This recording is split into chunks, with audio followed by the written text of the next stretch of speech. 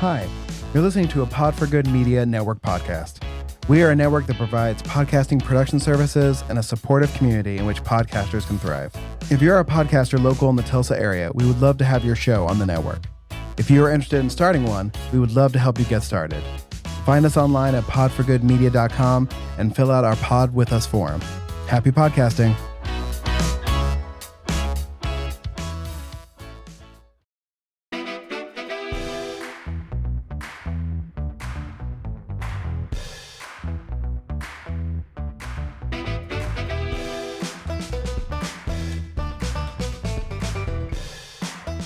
Welcome to another episode of Pod for Good, a podcast where we learn from those doing good in the world, why they care, what we can do, and most importantly, what you, the listeners, can do. Pod for Good is produced and edited by Heartland Productions and can be found anywhere you get your podcasts. I am, as always, your chief philanthropod and class clown for de-gerrymandering, Jesse Ulrich. And I am your vice admiral philanthropod and class clown for not presuming to know more about women's bodies than they do, Chris Miller. That was good. That was good. Today, our guest is Tommy Yap, the legislative and policy analyst for Metriarch. We talked to Tommy about the severe lack of childcare in this state, our convoluted state legislatural process, and why gerrymandering sucks. It does. Enjoy.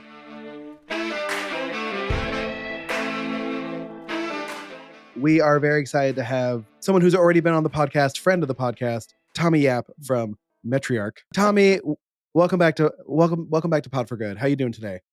I am good. I have my own personal heater next to me, and it's been great. For our listeners, we're recording this on January 22nd, the day that the entire town thought they were going to be iced in, and kind of were, depending on where you lived and how adventurous you were with your car. So Tommy, just to remind our listeners, last time we had you on, you were talking about the Tulsa voter van, which was a great idea, which hopefully we can bring back in the future. But today we were talking about your actual day job, so first of all, tell us who you work for and what you do. Yes. So I work for a group called Metriarch, with an E. And it's a women's public health think tank that focuses on women here in Oklahoma. And although we use the term women and it sounds very gendered, we actually use more expansive kind of use of that word.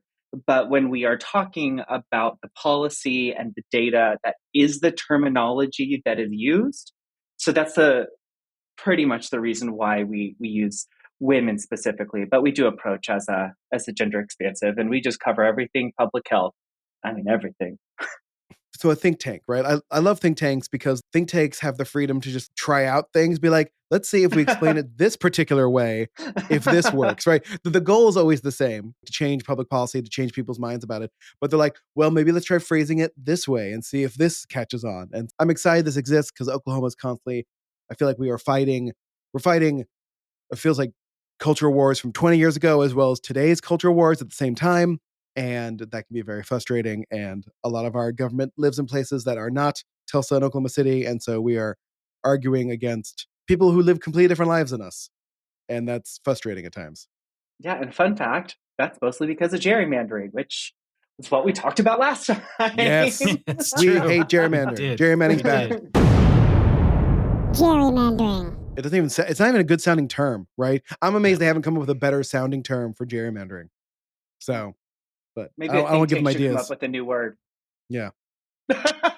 There's probably think tanks out there trying to come up with a replacement word for it to make it sound more palatable. So what would you say right now is like the number one problem or issue with women's health and sort of women's issues in Oklahoma today? Oh yeah, let's boil it down to one. That's easy. Yes, pick one. This is going to be a cop-out, cheating answer, but I guess you could say like respect. just respect. Respect that women exist and can have their own bodily autonomy. And that's not just talking about those hot button issues. I mean, in general, they can work. I only use the word they because obviously I'm not a woman and I'm looking at aggregate data here, but women can work, women can have children and still go to work. That's one thing we've talked about a lot lately is paid family medical leave. So it's just kind of respect, Well, So let's give the other side a small benefit of the doubt and say, like, maybe they also think they are respecting women by being horrible. What is so respect? I guess respect in what sense? Like, what is it that Oklahoma politicians, especially on the right, are not respecting about women and their bodies?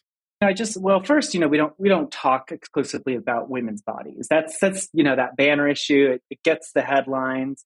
But like I said, we are talking about like paid family medical leave. We dabble a little bit in like childcare access because that's a massive like issue right now in Oklahoma. And so I think one thing to lean in on is women. We Here, let me put it this way: we hesitate to frame women as women have children, women have husbands, because women are autonomous. But many people, women or men, or those who have children, they want opportunity. And right now, Oklahoma is struggling severely with brain drain. And that's one thing that women want is economic mobility and the ability to come into the state. And when it comes to, let's say, the other side, quote unquote, is they also want economic mobility. They also want economic prosperity.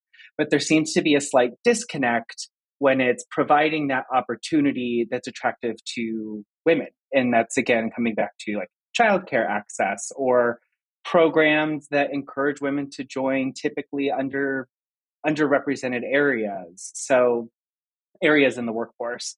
So I think if you want to boil it down, let's just say women want to have a good life with a comfortable life with a house, two cars, or two kids in a car, two kids and a dog.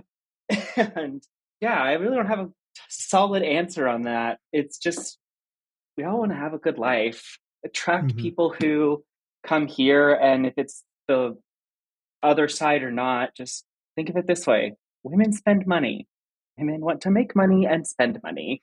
So let's respect half of the population.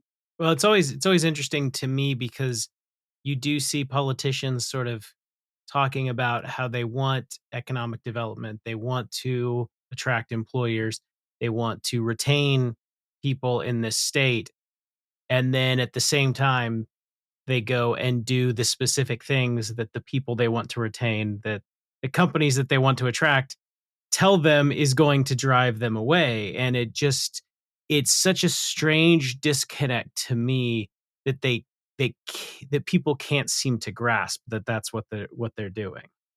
If you really want a good way to illustrate that and you like looking at charts and numbers, the Oklahoma City Chamber of Commerce came out with a report that really reflects that. And it's not coming from those banner social issues. It's they did a survey of what would make you want to come to Oklahoma City specifically. And the number one thing was childcare access. Mhm. Companies were like, our employees want to be able to drop off their kid and then come to work. And that's now why there's been a lot of talk about it. But it's yes, it is that exactly. And it's been done in charts, graphs, numbers. Yeah. Well, and I mean, we can't completely avoid the hot button issues. I mean, I think either today or yesterday, Kamala Harris had a speech talking about how the top 10 states for the in maternal death rates are the all have severe abortion bans. And it shows that there is intersectionality between all of these health issues, that they all seem to the states that restrict healthcare for women are also the states where women don't live as long. I mean, it seems like an obvious thing, but it's there, and it doesn't seem that, I don't know, that people care about that. Yep. I've seen that. I didn't hear that speech, but I've seen that map. And it's very similar with education. Education reflects that as well, that people don't really want to go and people want to leave in states that don't have the best education. And here we are going in and banning things like DEI now. I mean, or at least the attempts, and interfering with NCAA rules. And now NCAA really doesn't want to come here. Mhm. And me, sports person. But that's it. You're right. It's these interesting intersections, and it's not just reproductive and maternal health. It's overall. You see a lot of these draconian laws, and then people don't want to come. And fun fact, that has been brought up on the floor of the state legislature multiple times. And each time the response is, well, we don't want them here anyway. Yeah. But then our governor and lieutenant governor and chambers go and spend millions of dollars to attract these employers that are never going to come here because of those same laws. And, it is because of gerrymandering and because largely the split between urban and rural, where you have groups that want to focus on ideology, other groups that would prefer to focus on economic development, but because of gerrymandering, still have to focus on ideology or they won't get reelected. And so you end up getting nothing productive done. And you instead get a legislature that tends to attack the most vulnerable members of Oklahoma. Yeah, not really a question there. Just Yeah. I guess I'm just I know, ranting a little bit there. Sorry about that. Yeah. No, the only thing I was going to say was, yep. Yeah. It's frustrating that there's an interesting split in, let's say the National Republican Party and local Republican parties, in the sense that there are Republicans who do believe in economic development and attracting talent and building I wouldn't say building the tax base, but building the amount of people paying taxes, right? But they are partnered with people who want to pass laws making it hard to do those things, and yet they keep working together. And I still to this day do not understand this. Mhm. So, like the Chamber of Commerce Republicans and the Social Warrior Republicans, how do they have meetings together? I don't know. I wonder the same things. But I mean, I don't want to turn this into like an economics podcast. It's one of the things that we do talk about a lot is economics, because unfortunately that does tend to cross the aisle per se, or at least it does tend to cross the social issue divide. Is, hey, people want reproductive freedom and they want to have bodily autonomy, and that's why they're not coming here. I guess, so what feedback have you got from legislators who say support some of these bills, but who don't support it as like a zealot or a fanatic? They support it because like that's what their party is wanting them to do, but have other ideas and would like to do other things. Like what is your relationship with them like? So I'll kind of answer that twice, or in two parts, which is one, yeah, we've talked to legislators in that position where it's like they go with it because the party is expecting them to, but I wouldn't go as far as to say the party. It's more like that, smoke and mirror back of the closet, cloakroom, whatever it's called, cigars, whiskey, politics at the Capitol, where it's, okay, I'll go with this because then you'll go with this. And well, I don't care enough about it this much, so I'll go with your vote if you then will go with my bill. And that's not an Oklahoma problem. That's in every single legislature type body we have in the US. When it comes to when we work with people who are Republicans, or even, even just anyone in the legislature, this is not a party issue. It's just when we work with someone who we know we don't agree on maybe most of anything else. We had a speaker in 2 years or 3 years ago, and she talked about this principle of calling in, where it's like you try to meet each other at the lowest point possible so that you can at least work towards that lowest point possible. And that's what we really try to work on, is like when it comes to contraception access, is we just meet someone and we work on contraception and we kind of just ignore the rest of it. We work on paid family medical leave and we just kind of ignore the rest of it. It's like, you want paid family medical? Great, we do too. You want contraception to be legal and maintain and affirm that it's legal? Great, we do too. And that's kind of, you got to compartmentalize, especially when you're trying to advance some of these things, at least from our angle. So you've mentioned childcare a couple times, and that's one that, frankly, I don't have kids, so I've seen other friends' families struggle with childcare, but it's not something that I've thought of as like an expansive issue. But it does seem like the type of issue that could cross the aisle, that could cross political parties, because it's something that most people would have either direct or indirect experience with. So what has caused there to be such a shortage, and why has it been difficult to try to change that? I'm actually not sure on the shortage. It's just not my policy forte, my policy expertise.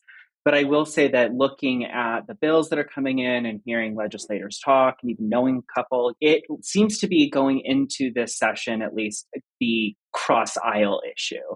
It's the one where people will truly agree on, like, hey, this is a problem. And we will work together to work towards something, because we maybe would think like, oh, education might be like that. Yeah, it's not. Or healthcare access, or even rural hospital access. Oh, maybe those. Oh, no, it's not. It's childcare access, at least this session, where people are really latching on. Unfortunately, when a lot of people care about something and they want to advance something, you get some competing proposals that may end up spoiling it for everybody. And that does happen, unfortunately. Hopefully, this doesn't. But I do know from talking points that I've heard that just there's not enough spaces. Like, there's just not enough little chairs for all those little people and those little humans. There's just not enough chairs for them. And if there is a chair for them, it's like half of someone's monthly income. I've seen some metrics kind of like that. So that's the access problem. And hopefully there's going to be stuff to improve that. But sometimes you do have too many cooks in the kitchen. You would think that's a place where a state like Oklahoma could actually try to excel and compete with larger, more expensive states, is trying to make affordable childcare. That would be in a very, and I guess I don't know what the problem with affordable childcare. Like, I know it's a problem. I kind of know why it's a problem. I don't know why governments have a problem handling this, right? Like, you need places, you need trained people, and you need subsidies. Like, we do this for lots of other things in the world. Like, why has no state been able to figure this out? How there's that principle where it's like you go so far in a political spectrum, you end up on the other side, where people complain about, like, oh my God, my healthcare is so expensive, I can't afford it, I'm $100,000 in debt, the government should do something. Yeah, that's called socialized medicine. I've seen a couple of people prominent in, like, both legislators and just people who are talking heads, I guess you could call them. And they'll complain about childcare, and then they'll be like, the government should do something about it. I'm like, yeah, that's what California does. A lot of elementary schools in California have, like, pre-K, which is just childcare access. Yeah. And I'm like, you've gone so far right, you're back at left. And that just, for some reason, it doesn't click. And I don't know why. But to answer what you said, though, it's, from what I hear, is there's not a lot of costs, there's not a lot of profit margin, and not profit to make money, like operating profit. Mm. It's harder to keep staff on. It's, I guess, the licensing and stuff is a little weird, and they're trying to update all of this with subsidies and more subsidies. That's probably what's going to come out of it this session. It's just subsidies. And my experience with this is from quite a few years ago, so I'm sure it might have changed. But my understanding is there was a problem similar to what they were seeing with the housing shortage, which was there actually were some subsidies available, but there weren't enough qualified daycares that were willing to take them. So the people who did qualify for subsidized, yes, for subsidized childcare couldn't find qualified places that were willing to accept their subsidized. Yeah, they're so similar to the voucher program with housing, where there's more vouchers than actual homes available. It was the same way with childcare. They couldn't find daycares that were willing to take those subsidized vouchers.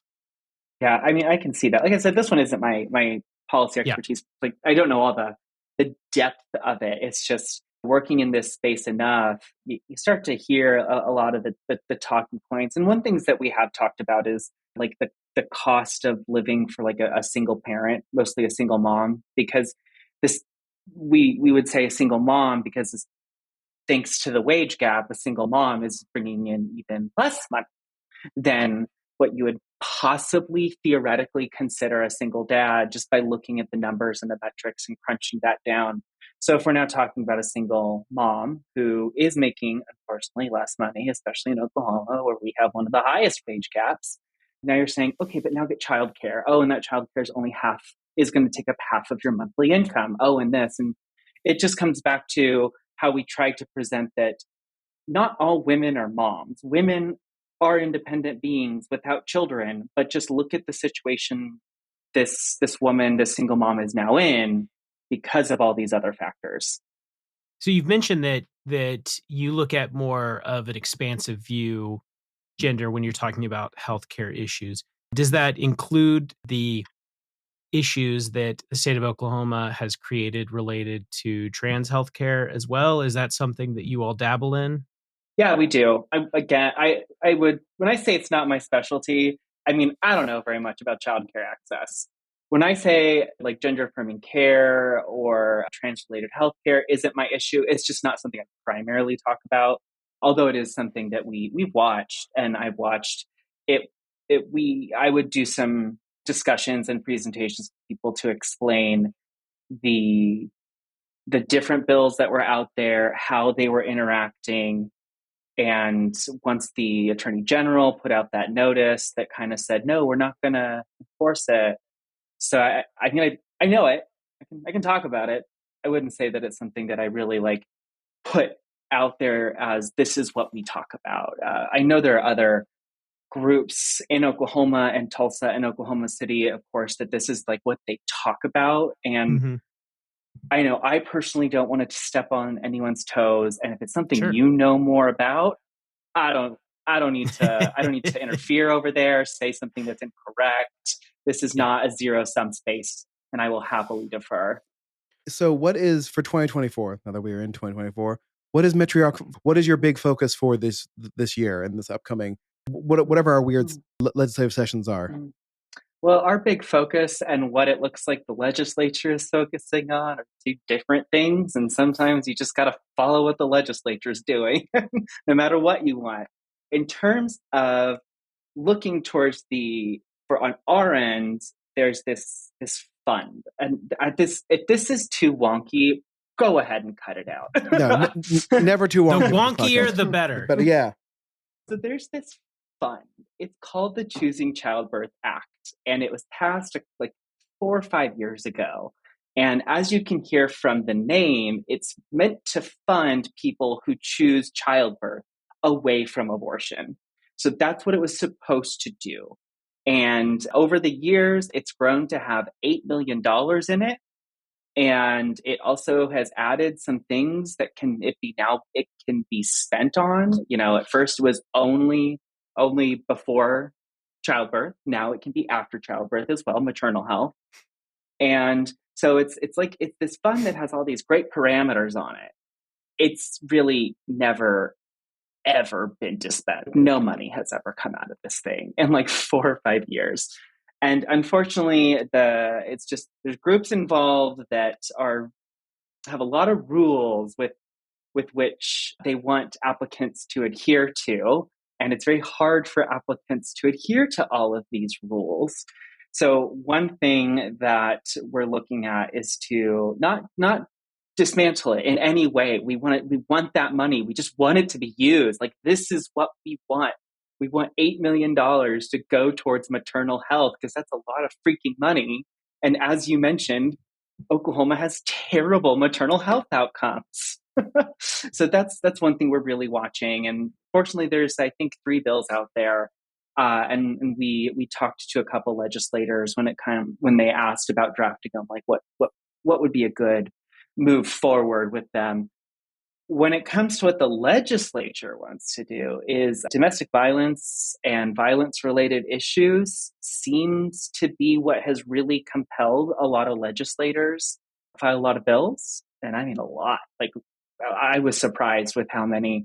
And it's a lot of increased criminalization of those who are the abusers and those causing violence. It's a lot of criminalization, and I say over criminalization, but that's for a lot of factors behind it. I don't want less penalty for domestic violence and domestic abusers.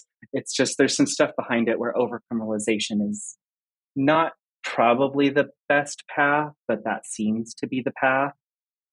How much do you pay attention to, because this time of year, obviously lots of bills get filed, a lot of insane bills that'll probably never see the light of day. But how much do you pay attention to those? I mean, there's the one making a lot of headlines about the crazy guy who wants to make divorce more difficult. There's the one about furries. I mean, how much do you all pay attention to those kind of bills?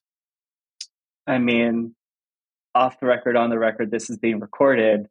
In my bill tracker software, I have a category called LOL.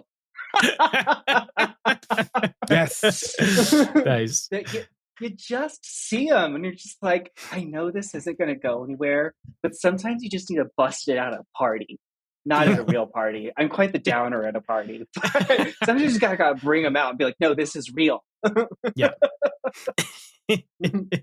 What's funny is I just saw an article about the furry bill today, and I was like, really? Again, like, didn't we have a thing about Bigfoot a while ago? Wait, no, that was actually a pretty good bill. Let me clarify why I actually liked that bill. The Bigfoot one or the furry one? Yeah, the Bigfoot one.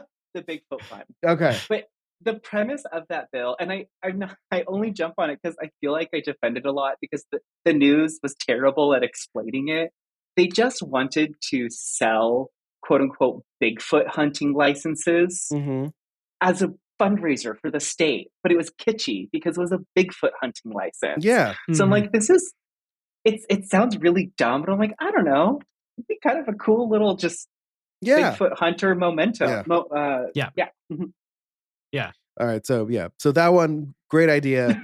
The anti-furry, which I'm not even 100% sure what the law is trying to do exactly, but it's really just a continuing to talk about that failed trope of kids are using the restroom in litter boxes. Yes. I mean, that's all it is. It's ridiculous. Here's what's interesting, though, is if I'm correct, because I haven't seen it today. I've seen probably 100 plus bills today. But if I remember correctly, it's a House bill. It's HB something, and an HB means House bill. House members only get like 7 or 8 bills to file a year. That means of those 7 or 8 bills, this representative chose the furry bill. Yeah. Yeah.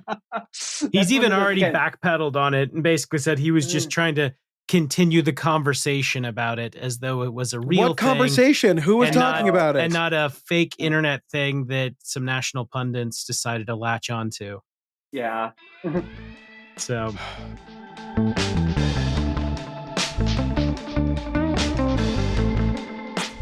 If you're like me, you might hear estate planning and go, ugh, gross.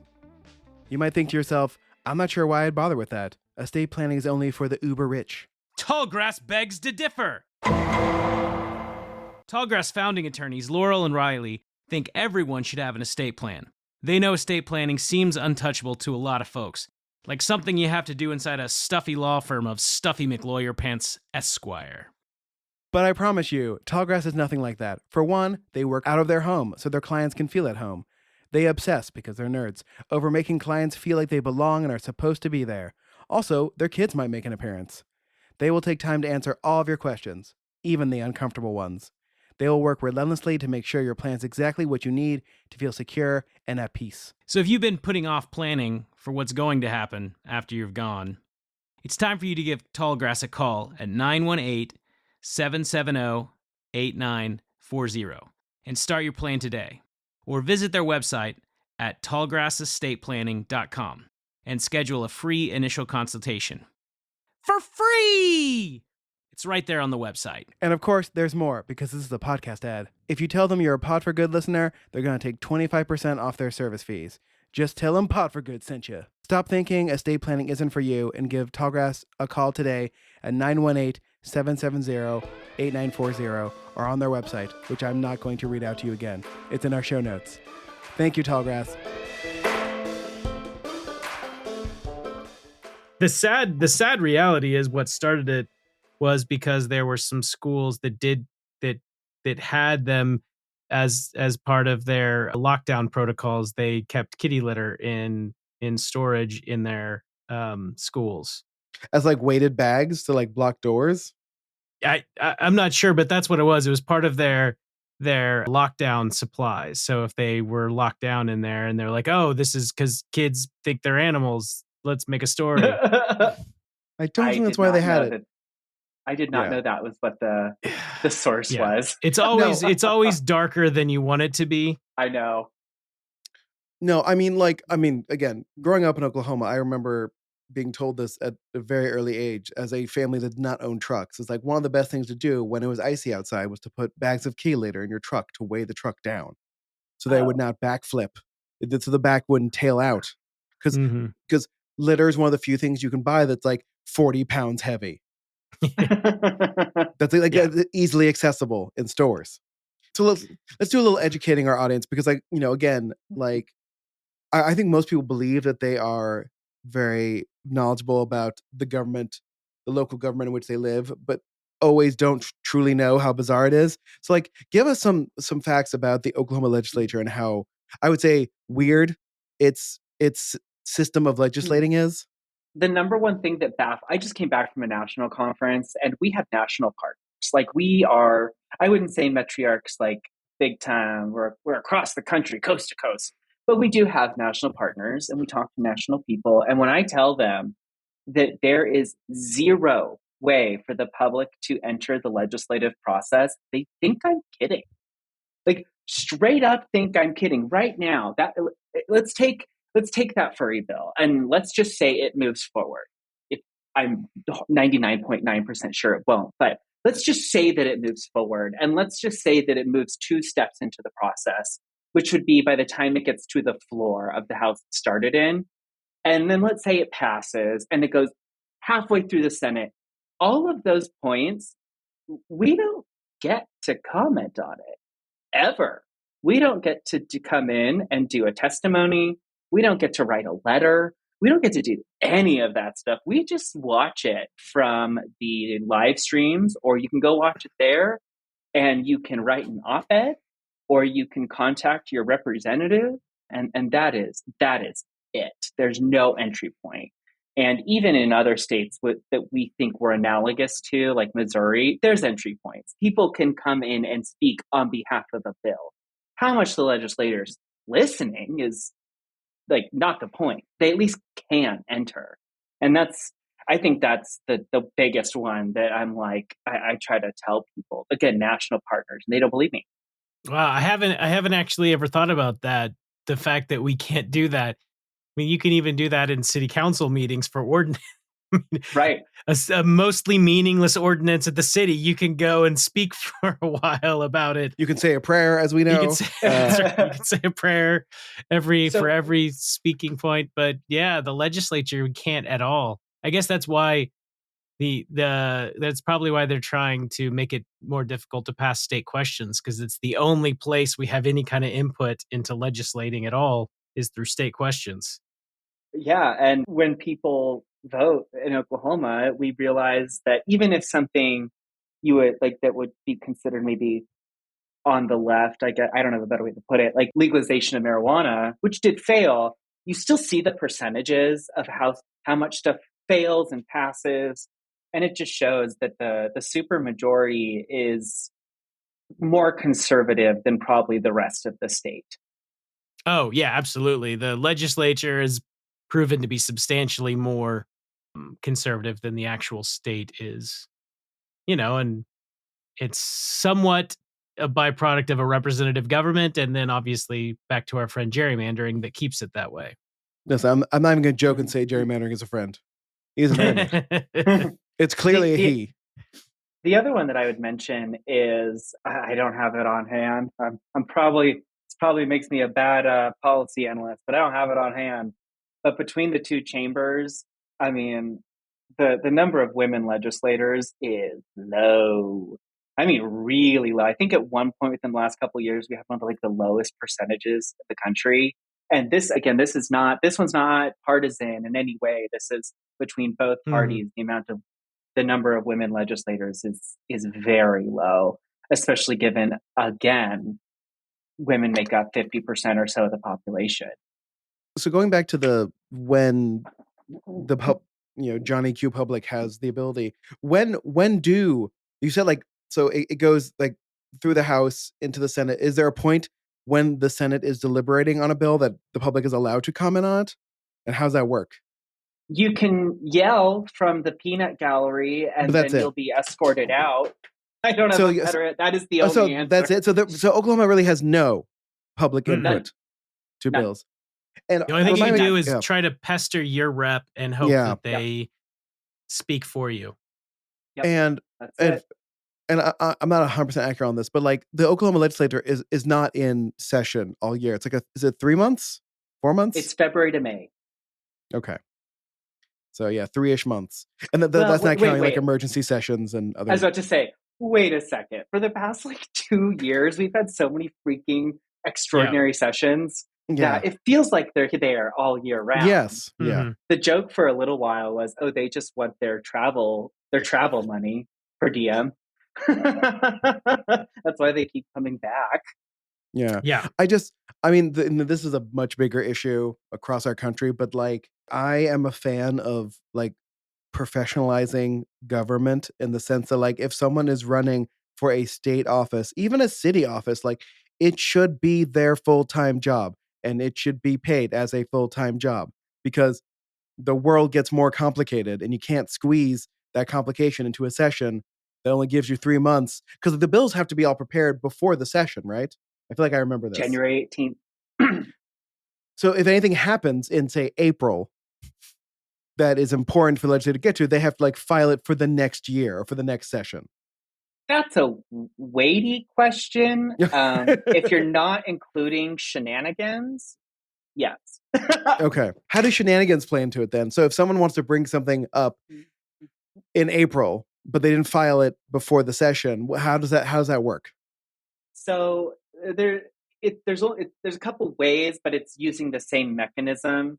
And think of the words substitute and amendment. Just think of those words and what they might mean. Yeah, there's no definition down there. So a substitute means that you are taking out the entire bill and putting in brand new language. And then an amendment is the same.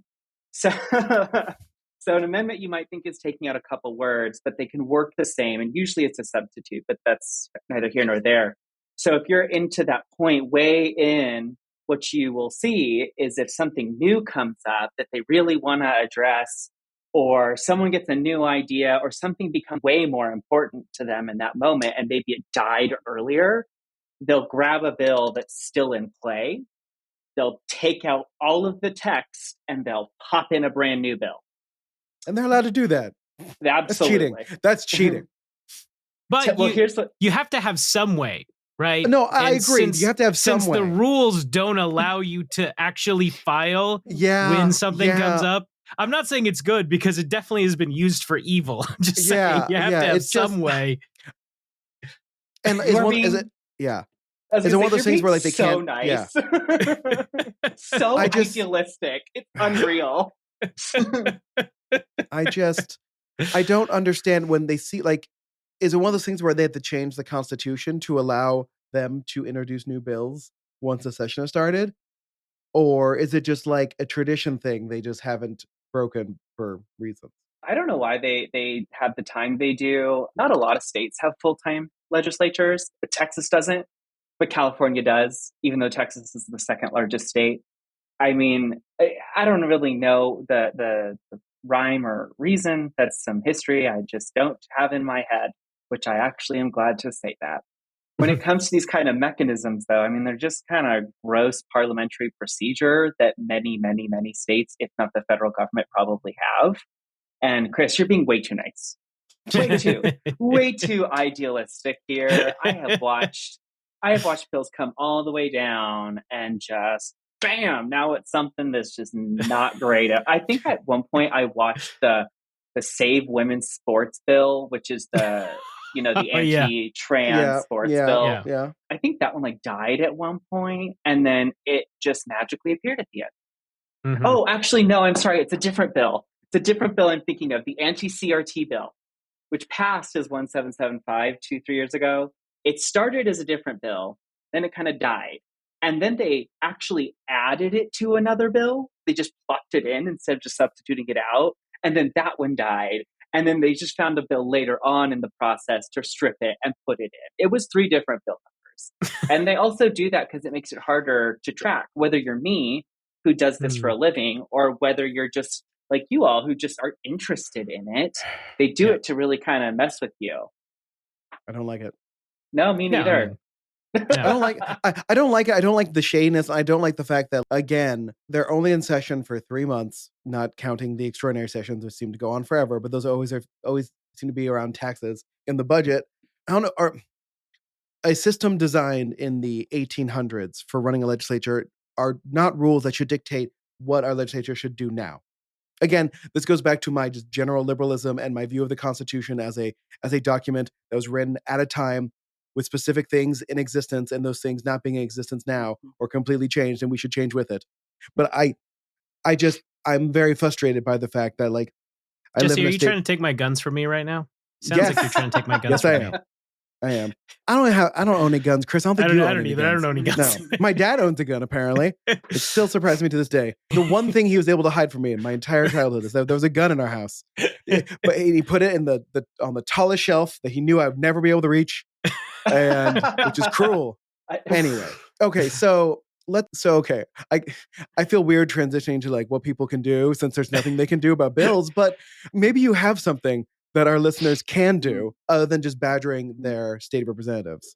Badger your state representative. That's number one. Yeah, actually, okay, here's the thing. Anytime you talk to an organizer or someone who's politically involved in some way, they're going to tell you the same crap. And it just gets repetitive and redundant. And I don't have much else to say other than the typical here, which is contacting your state legislature, making friends with the legislative assistant. But I think one way to really make a difference, and this is probably a benefit of Oklahoma, at least living in the more urban areas like Oklahoma City and Tulsa, is it's actually kind of easy to just make like a work friend-ish, hey, you recognize me with your legislator. And that can go farther. I go to legislative events around Tulsa because I'm me, and most of the legislators recognize, at least Tulsa legislators recognize me, but it's because I go to all of their events and I'm able to talk to them because there's only 3 other people there. I know it sounds like a big step to say, just go to your legislature's event. If you find out your legislature's event is from like 6 to 7, just show up at 6:50. Like, all right, listen. They're there. Listen. Yeah. Yeah. Chris and I can do that. We can show up to events. Here's what I tell people also, that the big one, especially when it comes to like going to these legislator events, they're just people.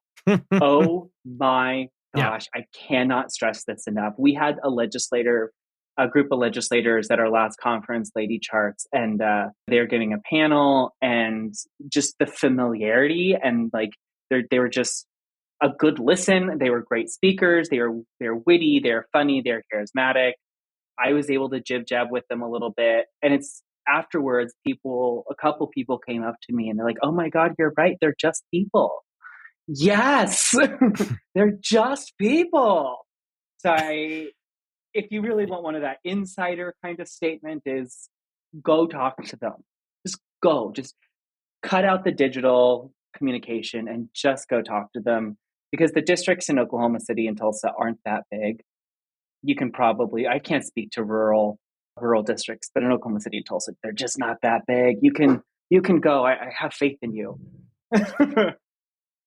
All right. Yeah, I think met her maybe once in person, but I've interacted over email and stuff quite a bit. And my senator has a lot of the same frustrations that I do, especially when speaking off the record. I think that you're right. They do come across as just people dealing with sometimes bad situation, trying to make the best of it. And also, this isn't just a if you've met them in person kind of statement. This is just a general statement where, I've cold emailed people in representatives and senators in outer areas, rural areas that I've never met, never talked to the point where they're just people. I mean, there's a chance, like you got about a 50-50 chance that they're responding to you personally from their phone on their couch. Like, they're just people. I cannot stress this enough. And we just get this idealistic thing of, maybe we see them on the floor, we see them in a headshot, or we look at our federal representatives and like oh my gosh, they're a senator. No, come on. A lot of the Democratic contingency in both houses they're former teachers. Not even the Democratic. There's a great number of Republicans also who they're just former teachers, former coaches. Sorry, I just looked up who my state House and Senators were, but then also showed me like my national ones, and that just depressed me. I noticed that both of mine are female, so I'm like, I wonder how many districts in Oklahoma have their senator and House rep are both female. Yeah, my senator is David Rader, Senator J. David Rader. I actually like Senator Rader. He was a coach. Yeah, he was a TU coach, right? TU coach, yeah. Yeah, that's what I thought. Not to hype him up here. It's just he's definitely someone who's very easy, practical to talk to. Listens. Look at me dispelling myths about GOP. Yeah, I mean, like it is funny. I've experienced in my own lifetime, especially over the last 8 years, a shift in my relations with lots of Republicans that I do know, where like there's been more areas for agreement than there once were in lots of interesting ways, because depending on what they cared about and what has actually happened. But okay, so your reps and senators are people. Contact them. Good to remember. Also, try to become elected officials. That's a thing you can do. Both Ty Pros and Leadership Tulsa have like training programs for getting involved in government. Do them. Chris and I too have too many skeletons in our closets to run for office. I've said too many things in public places. I would never get elected in this state. That's fine. I'll do more. Jesse, there's other reasons you would never get elected in this state. Yeah. Oklahoma's not going to elect a Jewish representative. I'm just kidding. Sorry, if I could just also add one thing to that. It's just people. Yeah, I do have one other thing, and I apologize. Think of all of the topics that a legislator or a senator or a representative, or just, hey, throw in the governor, why not? And think of all the topics they have to decide on. We're asking, let's say, Senator Dossett, who is here in Tulsa, to vote on like rural water issues. Like, she's being asked to vote on and make decisions on behalf of like rural water. Like, I've seen that bill come across at one point, or like, like some like Red River Dam project. Like, this is what they're being asked to do. And every single one of them is being asked and tasked to do this. So when you do go talk to a representative, and let's say you don't want to go talk to them in person or on the phone, and you don't want to go meet them in person kind of thing, and you do email them, approach your letter or your email or whatever with the remembering you are the expert in the issue. They probably know nothing about that issue, or they know relatively little, or quite frankly, they're listening to me. And if you don't like what I'm saying, go tell them, hey, I am the expert. Don't listen to this fool. Mm-hmm. I know what I'm talking about. So if you all see like I can't even think of something offhand, but just remember, you know it more than they do, even if they live in your district. Like, I just personally, not to sound creepy, I'm aware of like what neighborhood my representatives live in, and they're not my neighborhood, and yet we're still in the same district. So I can explain something, and even they'll be like, oh, okay, yeah, that is a problem. You do know what you're talking about. Yeah. I mean, like, it's the reason why lobbying does need to exist is because our representatives at both a state and national level can't be educated about everything at all times. That's impossible. And so like, that's why lobbyists exist. It's just, there needs to be lobbies for more things and both sides of things than the rich and powerful. But, all right. So, we've now had about 50-ish minutes of us yelling at our state legislature, which is about on average. But I know, Tommy, I know that you, because I'm doing it, have a new project coming out soon. If you would like to plug that right now before we say goodbye to you. Sure. I've been working with Jesse, who is amazing, and he has been. You've been dealing with my chaotic energy. I love it quite well, and I super appreciate it. Yeah, you should have seen me at this conference. I was presenting, and I was just everywhere.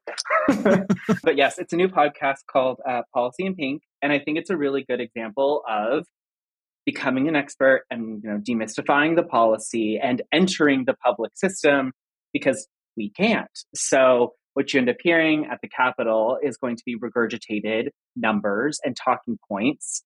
And Policy in Pink, I talk to the people across the state who are like literally doing it, not just here reading a fact sheet, to hopefully put it into the broadcast into the world that these are the real statements of the real people doing it. And what was the impetus was last year, there was a study that was brought up in reference to trans health and kids regretting their gender affirming care. But if you looked at the study, and it was widely used because the numbers looked great to ban gender affirming care for minors. But when you looked at the study itself, it was severely discredited because the study itself was done bad. It was 100% bunk, but there was no way to get that down there, So that's what I'm hoping the podcast will kind of provide, is like this megaphone of, hey, these are the real statements, the real life, what's happening. Very cool. Well, subscribe wherever you get your podcasts and on, I guess, Metriarch's Instagram and TikTok page. Oh, God. I don't want to have to do the TikToks again. Okay. All right. Instagram page. No.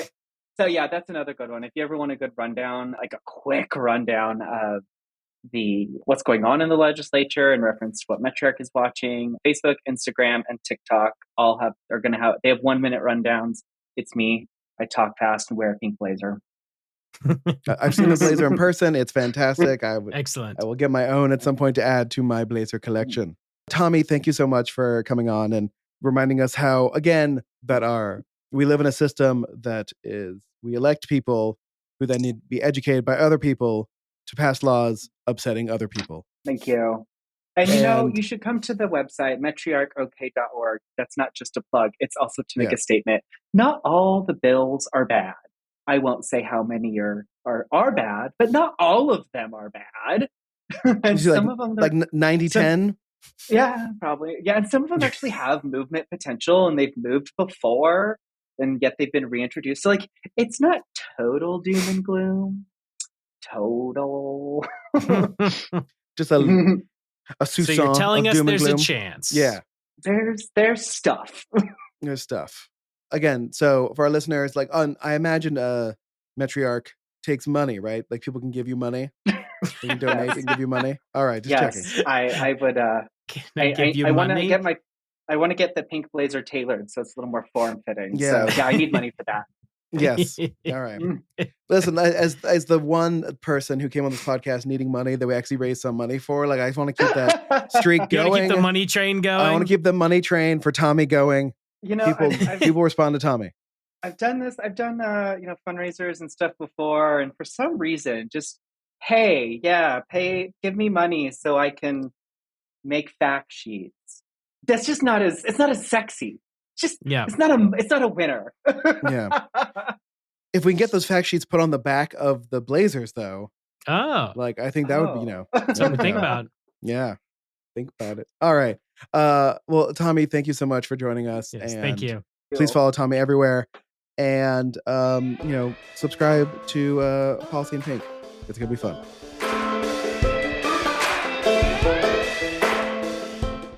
Thank you all for listening to our conversation with Tommy. Follow Policy in Pink on social media. It's a delight. And make sure to subscribe to their podcast, Policy in Pink, produced and edited by yours truly.